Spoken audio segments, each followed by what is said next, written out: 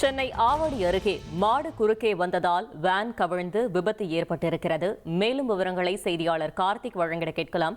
கார்த்திக், வணக்கம். அந்த வேனில் பயணித்தவர்களின் நிலை தற்போது எப்படி இருக்கிறது? இந்த விபத்து தொடர்பான மேலும் தகவல்களை சொல்லுங்க.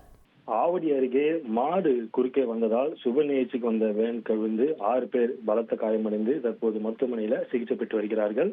ஆவடி கோவில் பதகையில் பிரசாந்த் பார்கவி என்பவர்களின் குழந்தை பெயர் சூட்டு நிகழ்ச்சி நடைபெற்று வருகிறது. இதற்காக பொன்னேரி சைனாவரம் பகுதியிலிருந்து ஆவடி கோவில் பதகை பகுதிக்கு மீஞ்சூர் வெளிவெட்ட சாலை வேனில் சுமார் 20 பேர் குடும்பமாக வந்து கொண்டிருக்கிறார்கள். அப்பொழுது நெடுஞ்சாலையில் காட்டு அருகே வந்தபோது மாடு குறுக்கே வந்திருக்கிறது. ஓட்டுநர் திடீரென பிரேக் பிடித்திருக்காரு. இதனால் வேன் தலை குப்புற கவிழ்ந்து விபத்துக்குள்ளாகி இருக்கிறது. உடனடியாக அவ்வழியே வந்தவர்கள் விபத்தில் சிக்கிய வேனில் இருந்தவர்களை மீட்டு ஆம்புலன்ஸுக்கு தகவல் தெரிவித்திருக்கிறார்கள்.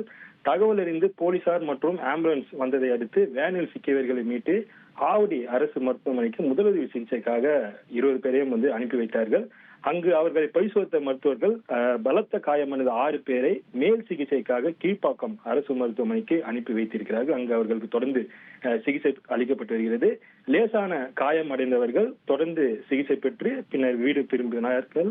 இது குறித்து போக்குவரத்து போலீசார் வழக்கு பதிவு செய்து விசாரணை மேற்கொண்டு வருகிறார்கள். இந்த சம்பவம் இப்பகுதியில் ஒரு பெரும் பரபரப்பை ஏற்படுத்தியிருக்கிறது. தகவல்களுக்கு நன்றி கார்த்திக்.